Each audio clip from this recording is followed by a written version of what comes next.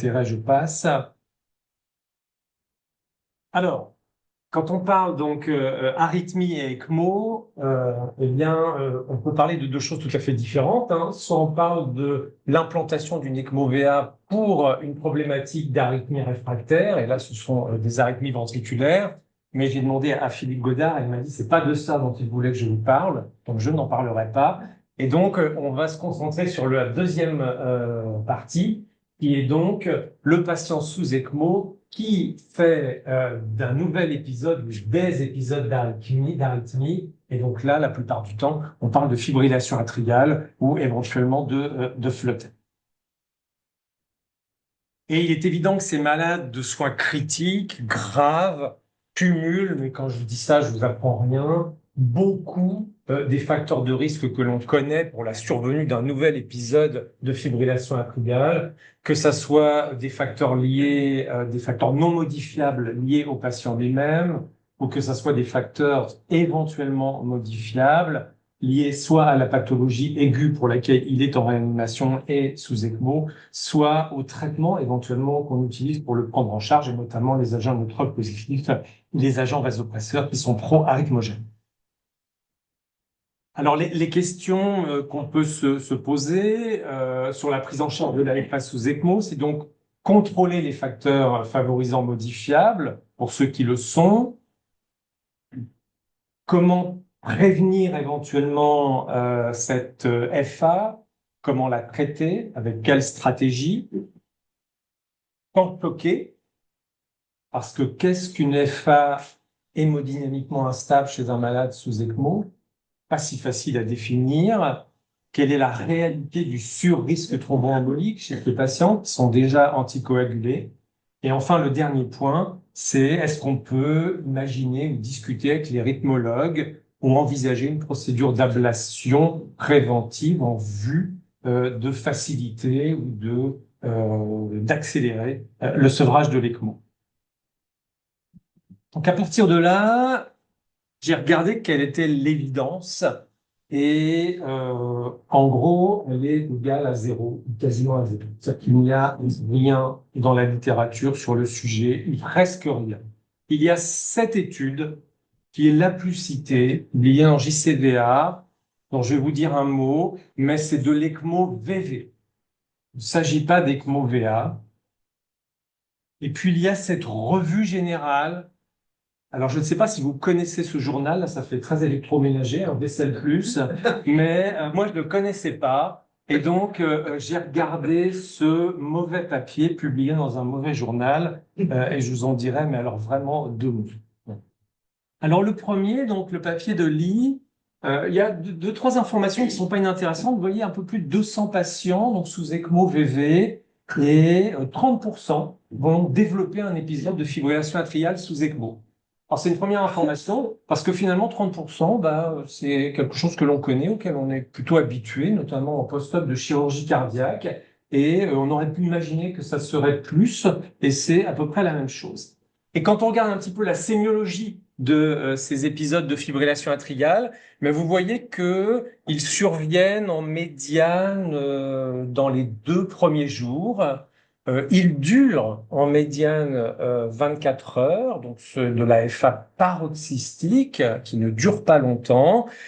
Ils sont traités la plupart du temps, et là on n'est pas très surpris, donc dans 85% des cas par de l'amiodarone, une fois sur deux par des bêta-bloqueurs, et puis moins souvent des inhibiteurs calciques chronotropes négatifs, le diltiazem notamment, ou l'isoptine, et puis la digoxine. Et enfin, vous voyez que même si ce sont des facteurs que on doit toujours rechercher et corriger, on est souvent assez déçu. Là, en l'occurrence, les patients faisaient de l'AFA alors que leur kaliémie et leur magnésémie étaient tout à fait normales. Et lorsque l'on regardait quels étaient les facteurs indépendants associés à la survenue de l'AFA chez ces malades, eh bien, on retrouvait, et là non plus, on n'est pas tellement surpris, finalement, ce sont des choses que l'on connaît bien. Il y en avait trois: l'âge comme un facteur majeur, le sexe masculin et l'utilisation de médicaments pro-arythmogènes comme la noradrénaline. La revue générale 35 articles, impossible de savoir combien de patients en fait ça représente. Il n'y avait pas que de l'ECMO VA, il y avait de l'Impella, il y avait du ballon de contre-pulsion. Les quelques informations qu'on peut tirer encore une fois de cette mauvaise revue générale, c'est des facteurs de risque prédisposant à la fibrillation atriale bon, que l'on connaît et qu'on retrouvait là, l'âge, la BPCO, l'incidence entre 10 et 40%. Donc, on reste sur ces chiffres et c'est les seuls que l'on ait pour l'instant à notre connaissance. Donc, une incidence de fibrillation atriale qui est quelque chose que l'on connaît, pas plus. Et puis, une association avec des complications à court terme, notamment cardiovasculaires graves et un surrisque thromboembolique à plus long terme. Donc, on est très reconnaissant à Adrien Bouglé de s'être lancé dans cette étude multicentrique avec ECMO. Je pense qu'un certain nombre d'entre vous participent. À Lyon, on joue aussi, bien entendu, et on essaie d'inclure beaucoup de malades parce que les résultats seront évidemment très intéressants et nous apporteront des informations dont on a grand besoin. Et très honnêtement, vous voyez que on ne possède absolument pas actuellement. Donc, on a hâte. Donc, incluons. Et en attendant, qu'est-ce qu'on fait alors? En attendant, qu'est-ce qu'on fait? Bah, on n'a que deux options, je pense. Soit on fait de l'éminence Bayes médecine, et vous savez que beaucoup de docteurs sont facilement tentés par cette façon de procéder en médecine. Perso, je suis pas fan. Soit on extrapole à partir des données qui existent sur les malades de soins critiques, mais qui ne sont pas sous ECMO, avec le risque évidemment de faire des rapprochements qui sont peut-être pas tout à fait exacts. Et là, la problématique de l'AFA chez les malades de réanimation, eh bien là, on a de la littérature, on a pas mal de littérature. Et donc, qu'est-ce qu'on peut tirer de cette littérature-là? Bah, d'abord, mais vous le savez, donc, les nouveaux épisodes de fibrillation atriale chez les malades de réanimation sont fréquents, sont même potentiellement très fréquents après certains types de chirurgie cardiaque. Ils sont fréquents aussi, on peut qu'on en sache, et on n'est pas surpris chez les patients sous ECMO. Ils sont fréquents en réanimation et puis ils sont graves puisqu'ils sont, on le sait bien maintenant, il y a plein de littérature, je vous en donne un certain nombre, mais il y en a encore d'autres, ils sont associés clairement à un surrisque de mortalité. Ils allongent les durées de séjour en réanimation, les durées de séjour à l'hôpital, ils augmentent les coûts liés aux soins. Donc, ça veut dire que si on peut les prévenir, il est légitime de réfléchir éventuellement à une stratégie de prévention et pas seulement une stratégie de traitement lorsque ça survient. Sur la prévention en 2025, qu'est-ce qu'on peut dire? Il y a deux messages quand on analyse toute cette littérature. Ce qu'il faut faire, clairement, c'est optimiser la gestion périopératoire des traitements bêta-bloqueurs, a fortiori chez les patients chroniquement traités, et probablement pas que. Tout le monde est assez d'accord avec l'idée. Après, quand on mesure en pratique ce qui est fait, croyez-moi, et puis on l'avait fait, ça, puis on l'a publié, on est souvent assez loin de ce qu'on pourrait appeler une optimisation périopératoire du traitement bêta-bloqueur. Donc, on a sûrement des progrès à faire à ce niveau-là, et ça, on sait que ça marche. Et puis, ce qu'il ne faut pas faire, c'est utiliser la myodarone pour faire de la prévention. Et ça n'est pas moi qui l'ai inventé. Je l'ai tiré d'un éditorial récent de l'European Heart Journal concernant la myodarone. Et inutile de vous dire que quand j'ai découvert donc ces nouvelles recommandations de l'ESC, vous savez que l'ESC publie beaucoup de recommandations, ils en sortent 3 par an. À chaque fois, il faut se taper les 100 pages. C'est absolument horrible. Et le problème avec l'ESC, parce que moi j'ai quand même un problème avec l'ESC, c'est que leurs recommandations ne sont jamais conduites selon une méthodologie scientifique stricte. Et à ce sujet, on peut vraiment féliciter la SFAR. Pour une fois, on peut être fier parce que depuis le début, les recommandations formalisées de la SFAR répondent à des critères méthodologiques très stricts qui garantissent la qualité des recommandations qui sont produites. Je ne rentre pas dans les détails, hein, mais la méthode GRAD, le GRAD GRID, l'utilisation des critères PICO pour définir les objectifs, la méthode Delphi pour la formulation des recommandations, tout ça est fait et devrait être fait dans toutes les guidelines. C'est fait pour les RFE de l'ASFAR, les Canadiens le font, mais l'ESC ne le fait jamais. Les recommandations de l'ESC, en tout cas, je le prétends, sont malheureusement beaucoup plus souvent de l'éminence, Bèze, médecine, que de l'évidence. Et donc, ils se réunissent. Alors, ils mettent beaucoup d'experts cardiologues et puis ils se disent, toi, qu'est-ce que t'en penses? Que soit, moi, je pense qu'il faut faire ça, etc. Et alors, vous voyez que là, ils s'étaient associés avec les chirurgiens cardiaques et puis ils ont oublié les anesthésistes réanimateurs. Vache. Et là, qu'est-ce qu'ils nous disent? Et là, je suis tombé de mon fauteuil, vous voyez. Recommandation forte, classe 1, niveau de preuve élevé, il faut faire de l'amiodarone pour la prévention de la FH chez les malades de réanimation. Donc j'ai regardé évidemment aussitôt quelles étaient les références, dans l'honnêteté de donner, et vous pourrez vérifier vous-même. La première date de 1997, les trois suivantes, le tout début des années 2000. Il n'y a absolument rien de nouveau dans la littérature depuis 20 ans. Et là où ça devient très amusant, de dire, c'est que avec les mêmes références qui datent toutes donc d'au moins 25 ans, les Américains qui, eux non plus, ne suivent pas une méthodologie stricte quand ils élaborent leurs recommandations, avec les mêmes vieux papiers, eux, faisaient une recommandation faible. Donc vous voyez la limite des guidelines lorsqu'elles ne suivent pas une méthodologie très stricte qui garantit la qualité de l'analyse qui est faite et la mesure de l'incertitude. Donc je suis totalement en désaccord avec ça et je pense, moi, que l'utilisation de l'amiodarone, on parle de prévention, là, on ne parle pas de traitement, doit obéir, comme souvent, à une stricte analyse bénéfice-risque individuelle.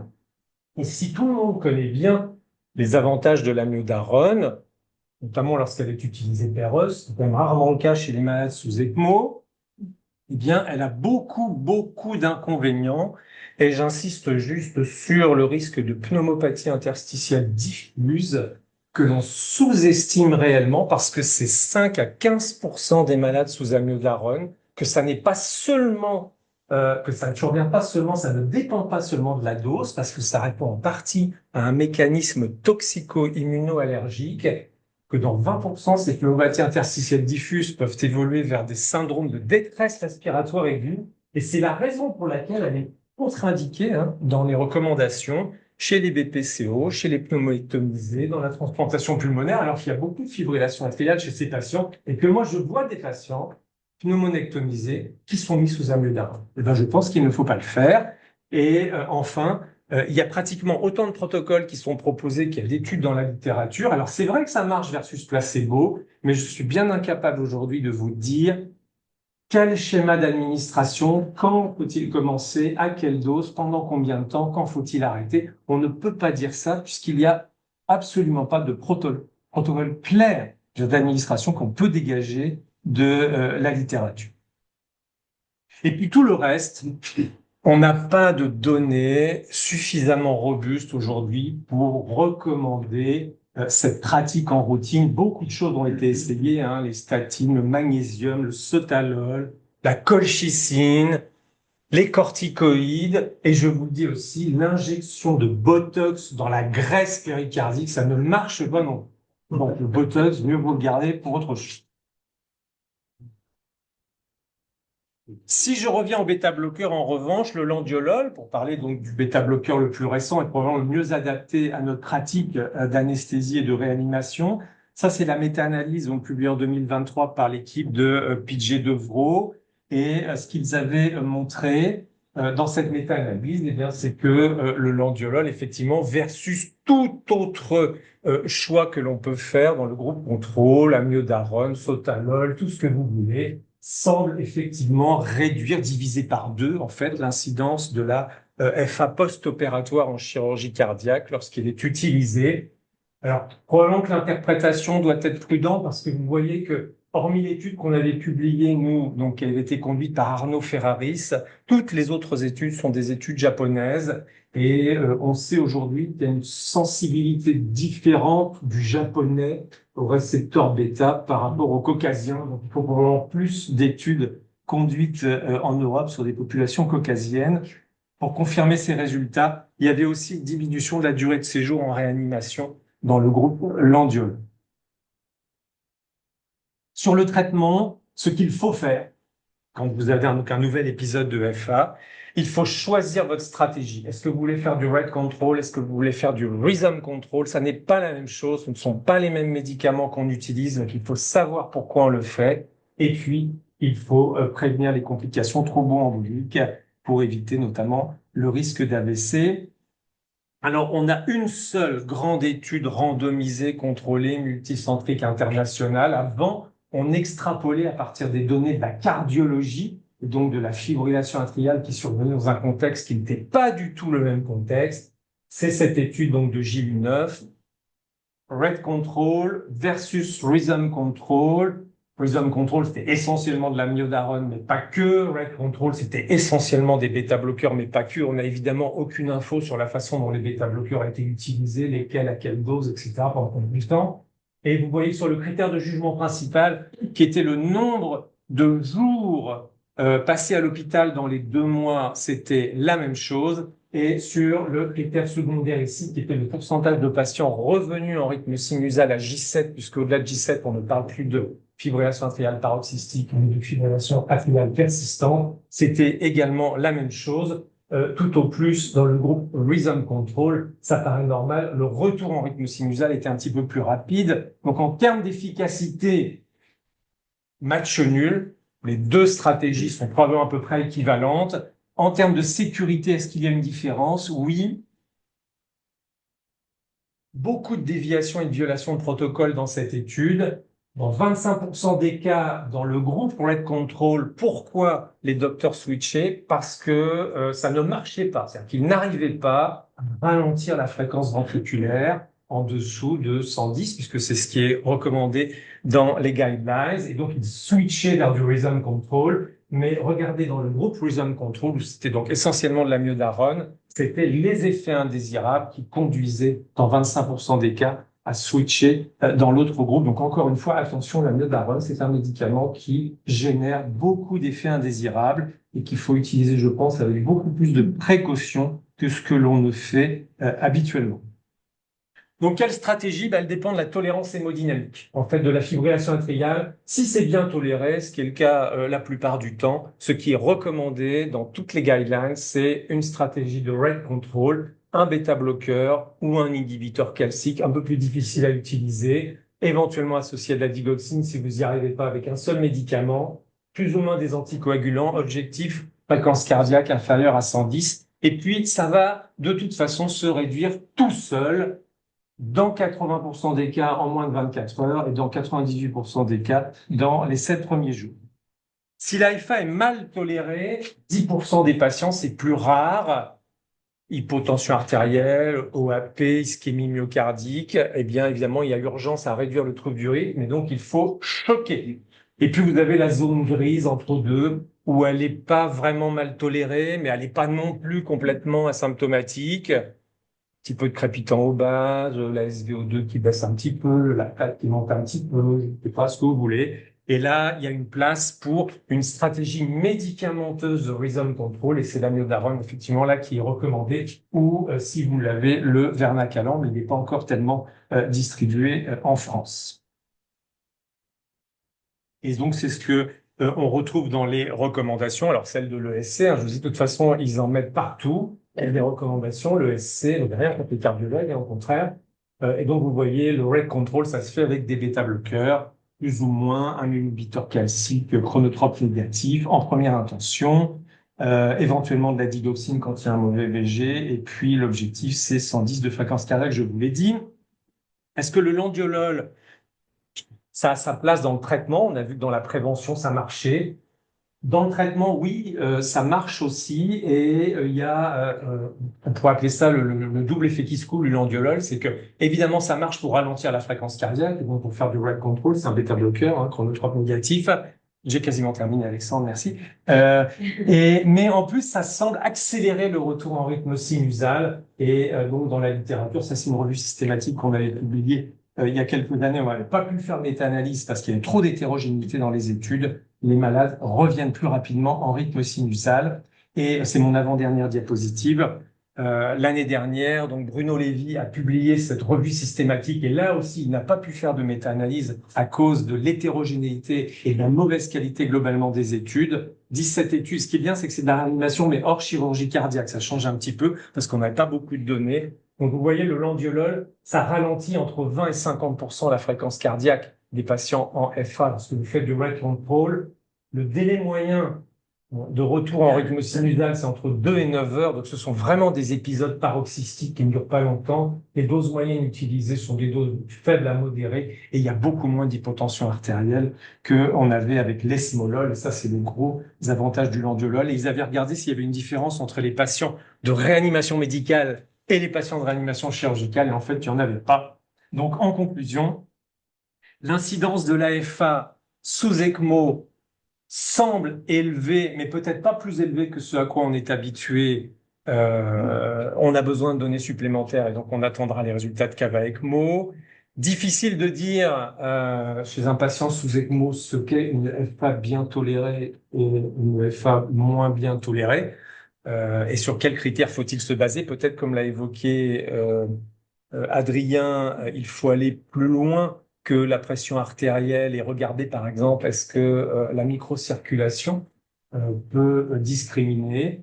Le risque thromboembolique pourrait être accru, mais on n'est pas très sûr en fait de ce qu'il faut faire de plus puisqu'on les anticoagule déjà. Et on a besoin absolument d'études cliniques supplémentaires pour aller un peu plus loin. Je vous remercie.